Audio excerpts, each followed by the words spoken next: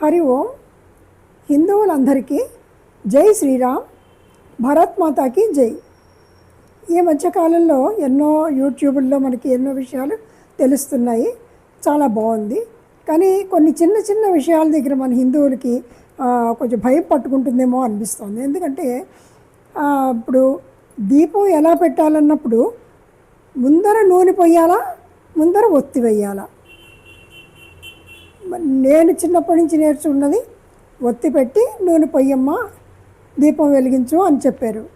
ఇప్పుడు మొన్న నేను ఒకటి విన్నాను, ముందర నూనె పోసి తర్వాత ఒత్తి వేయాలి అని చెప్పి తెలిసింది అని నేను విన్నాను. కానీ ఇప్పుడు నూనె ముందర వేసినా, ఒత్తి ముందర పెట్టినా, ఎలా పెట్టినా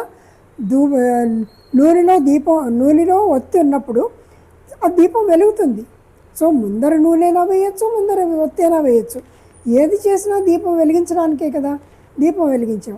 మనం ఏంటంటే ఏం చేసినా భక్తితో చేస్తే బాగుంటుంది. అంతేకాని ఇది ముందర అది ముందర, ఒక ఒత్త, రెండు ఒత్తుల, మూడు ఒత్తుల, రెండు దీపాల, ఒక దీపమా కూడా అక్కర్లేదని నా భావన.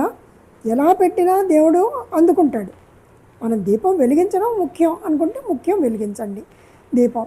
ఒకవేళ దీపం వెలిగించే శక్తి లేదనుకోండి, ఒకవేళ ఏ కారణం చేతనా నూనె నిండుకోవచ్చు, లేకపోతే నూనె తెచ్చుకోవాల్సిన స్తోమత కూడా లేకపోవచ్చు కదా కొంతమరికి. ఏమీ పర్వాలేదు. మనం భక్తితో ఒక ఫోటో పెట్టుకుని, ఒక దేవుడి బొమ్మ పెట్టుకుని మనం భక్తితో నమస్కరిస్తే, ఆ నమస్కరించినప్పుడు మన మనసులోనే అన్నీ అనుకోవచ్చు. దేవుడా ఇదే దీపం అనుకో, ఇదే నైవేద్యం అనుకో, ఇదే అన్నీ అనుకో. ఏమనుకున్నా మన దేవుడు ఏమీ కాదండు, మన దేవుడు ఏమీ దెబ్బలాడ్డు, ఏమీ చేయడు. భక్తితో ఏది చేసినా స్వీకరిస్తాడు. దానికి మనకి ఎన్నో పురాణ గాథలు కూడా ఉన్నాయి కదా, అవి చూద్దాం ఒకసారి. ఇప్పుడు శబరి ఏం చేసింది? పళ్ళు రుచి చూసి బాగున్నాయా లేవా, తీయగా ఉందా లేదా చూసి రాముడికి అందించింది. అంటే ఏంటి? ఎంగిల్ చేసింది కదా శబరి. ఎంగిల్ చేసిందని రాముడైనా తిరస్కరించాడా? ఇంకా ఆనందించాడు. శబరి ఎలా ఇచ్చింది? ఎంగిల్ చేసి ఇవ్వలేదు. అది బాగుందా లేదా అని ముందర చూసి అప్పుడు ఇచ్చింది. అప్పుడు రాముడు ఎంతో సంతోషించాడు. ఆవిడ భక్తిపూర్వకంగా మంచి పండు పెట్టింది, అంతేకాని ఎంగిల్ చేశానన్న భావన లేదు అక్కడ. అందుకోసం రాముడు ఏం చేశాడు? మోక్షాన్ని ఇచ్చాడు ఆమెకు, శబరికి. సో మన దేవుళ్ళు ఎప్పుడూ కూడా ఏమీ కాదనరు మనం ఏం చేసినా. అదేవిధంగా మనం తిన్నడు భక్త కన్నప్ప చూసాం కదా, తెలుసు మనకు, ఆ కథ కూడా తెలుసు. భక్త కన్నప్ప ఏం చేశాడు? అతను వేటాడుకుని వచ్చేసరికి చీకటి పడింది. చీకటి పడ్డాక ఏం చేశాడు? ఒక చెట్టు మీద కూర్చుండిపోయాడు. రాత్రంతా ఇక తిరిగితే క్రూర మృగాలు వస్తాయి, అది అపాయకరం కదా అని చెప్పి ఒక చెట్టు మీద వెళ్ళి కూర్చున్నాడు. చెట్టు మీదకి వెళ్ళి కూర్చున్నప్పుడు రాత్రంతా ఎక్కడ కింద పడిపోతానో, కింద పడిపోతే మళ్ళీ ఏమవుతుందో అని చెప్పి ఏం చేశాడు? రాత్రంతా మేలుకోవాలి కదా అని చెప్పి ఆ చెట్టునున్న ఆకుల్ని ఒక్కొక్క దళమే తింపి కింద పడేయడం మొదలెట్టాడు. ఏమంటే అలా ఒక్కొక్కటి పడేస్తూ ఉంటే నిద్ర రాకుండా ఉంటుంది, రాత్రంతా మేలుకోవచ్చు, పొద్దున్న తెల్లారిగానే తన పని తను చేసుకుని వెళ్ళిపోవచ్చు అని అనుకుని రాత్రంతా ఆ దళాలు పడేస్తూనే ఉన్నాడు. కానీ అదృష్టవశాత్తు అతనికి తెలియకుండానే ఆ చెట్టు కింద ఒక శివలింగం ఉంది. ఇప్పుడు ఆ వేటగాడు ఎక్కిన చెట్టు బిల్వదళం ఎక్కాడు. అతనికి తెలియదు అది బిల్వదళము, శివుడికి బిల్వదళాలంటే ప్రీతి, ఏమీ తెలియదు. రాత్రి మేలుకుని ఉండాలి కదా అని చెప్పేసి బిల్వదళాలు వేయడం మొదలెట్టాడు. వాటితో పాటు ఆ రోజు శివరాత్రి అయింది. శివరాత్రి కూడా అవడంతో ఏమైంది? శివుడు చాలా సంతోషించాడు బిల్వదళాలు పూజ చేసినందుకు. తనకి తెలియకుండానే పూజ అందుకున్నాడు. తను చేసేదేం పని? వేటగాడు. సో అప్పుడు శివుడు అతనికి ప్రత్యక్షమయ్యాడు, మోక్షం ఇచ్చాడు, అతను ముక్తి పొందాడు. సో ఇప్పుడు తను తెలుసో తెలియకో ఏదో చేశాడు, తెలుసో తెలియకు. కాకపోతే అతను మంచి శివభక్తుడు, అతడు శివభక్తుడు. అందుకోసం అతనికి తెలియకుండానే అలాగా శివుడికి పూజ చేయడం అయింది. సో ఈ విధంగా దేవుడు కనికరించాడు. ఇంకో కథ ఉంది, ఇంకో కథ చెప్తారు.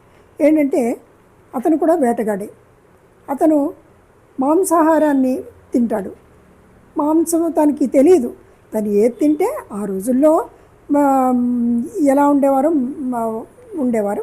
సో అతను కూడా శివభక్తుడయ్యి తను తినేదేదో నేను తింటున్నాను కదా, అందుకోసం శివుడికి కూడా అదే ఇద్దాము ఎంతో ప్రీతితో ఆ మాంసమే అందించాడు, శివుడికి నైవేద్యం పెట్టాడు.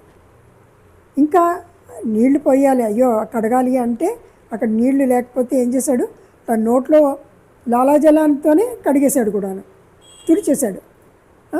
ఇలా చేసేసరికి శివుడు అది కూడా సంతోషించాడు. నాకు ఏదో ఆహారం పెట్టాడు ఇది అని చెప్పి కూడా అనుకున్నాడు. తర్వాత శివభక్తుడు కదా, పరీక్షించుదామని ఏం చేశాడు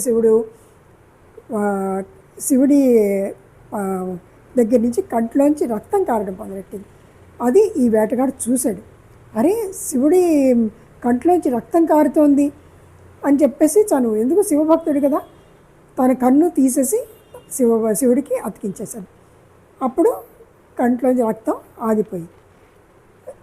ఆగింది కదా అనుకునేసరికి రెండో కంట్లోంచి రక్తం కారడం మొదలెట్టి, రెండో కంట్లోంచి రక్తం కారడం మొదలు పెడితే ఏమైంది, శివుడుకి ఇలా అయిపోయిందేంటి అని చెప్పి రెండో కన్ను కూడా తీసి శివుడికి పెట్టడానికని తను సిద్ధపడి రెండో కన్ను దీనికి రెండు కళ్ళు లేకపోయేసరికి శివుడి కన్ను ఎక్కడుందో ఎక్కడ పెట్టాలో ఎలా తెలుస్తుంది. అందుకు తన కాలి బొటగన వేలిని తీసి శివుడి రెండో కంటి దగ్గర ఆన్మాన్ పెట్టి ఈ కన్ను తీయబోయాడు. ఎందుకంటే ఈ కన్ను తీసి తన కాలు బొటగన వేలు ఎక్కడుందో అక్కడి ఈ కన్ను అమర్చడానికి. అలా అమర్చే లోపల అయి ఉండొచ్చు, లేకపోతే అమర్చినాక తెలీదు. మనం కథ వింటున్నాం, ఈ కథ విన్నాము. ఈలోగా శివుడు ప్రత్యక్షమయ్యి ఆ భక్తుడి యొక్క ఆ భక్తికి మెచ్చి సంతోషించి అతనికి ముక్తిని మోక్షాన్ని ప్రసాదించాడు. అంతేకాని నువ్వు నీ కాలు తీసిన మొహమ్మే పెట్టావు, అందుకోసం నీకు శిక్ష విధిస్తాను అని చెప్పలేదే. కాలు పెట్టి చూసినా కూడా ఎందుకు చేశాడు, కాలు ఎందుకు పెట్టాడు, అది ఇష్టం లేక పెట్టలేదు, లేకపోతే తన్ని అవమానించడానికి పెట్టలేదు, భక్తితో పెట్టాడు. భక్తితో పెట్టేసరికి శివుడు సంతోషించాడు. సో మన దేవుళ్ళు ఎవ్వరైనా సరే భక్తితో మనం ఏ పని చేయండి, మన దేవుళ్ళు అందరూ కూడా మనని కనికరిస్తారు, మనకి దీవిస్తారు, మనకి ముక్తి మోక్షం కలిగిస్తారు. అందుకని మనం ఏమీ భయపడక్కర్లేదు. మనం మనస్ఫూర్తిగా మనము పూజ చేసుకుంటే చాలు, మనస్ఫూర్తిగా మనం దేవుడికి దండం పెట్టుకుంటే చాలు. మానస పూజ అని అంటారు. మానస పూజ అంటే మనసులోనే ఎక్కడికో వెళ్తాం, ఊరికి వెళ్తాం, మనం రోజు చేస్తాం పూజ, ఆ రోజు చేయడానికి అవ్వదు, బయటికి ఎక్కడికో వెళ్తాం. అప్పుడు మానస పూజ, ఈ టైంకి మనం దీపం పెట్టాలి, ఈ టైంకి మనం నైవేద్యం పెడతాం, సో ఇదే నైవేద్యం అని అలా తలుచుకున్నా కూడా శివుడు కానీ ఏ దేవుడైనా సరే మన దేవుళ్ళు చాలా సంతోషించి మనకి ముక్తిని కలగజేస్తారు. ఈ విషయాలందరం కూడా తెలుసుకోవాలి. అన్నీ తెలిసిన కథలే మనకి.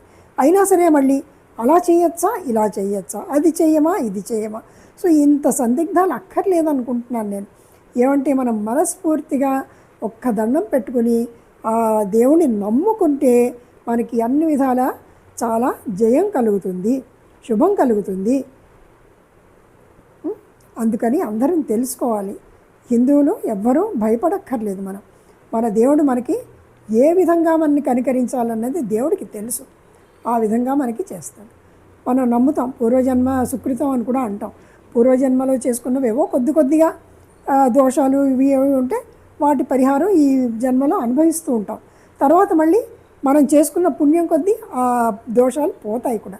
సో అది మనకి ఏ విధంగా మనకి సంతరించినా కూడా మనం భయపడక్కర్లేదు. మన దేవుళ్ళని మనం నమ్ముకుంటే చాలు. ఇది అందరికీ చెప్పాలని నాకు అనిపించింది. దయచేసి అందరూ కూడా తెలుసుకోవాలి, అందరం తెలుసుకుందాము. ఆ భగవంతుని నమ్ముకుందాము. అలాగే దేశానికి మనం రుణపడి ఉన్నాం. మన దేశానికి మనం మంచి చెయ్యాలి, అది మన ముఖ్య ఉద్దేశం. భారత్ మాతాకి జై. జై శ్రీరామ్. అందరికీ ధన్యవాదాలు.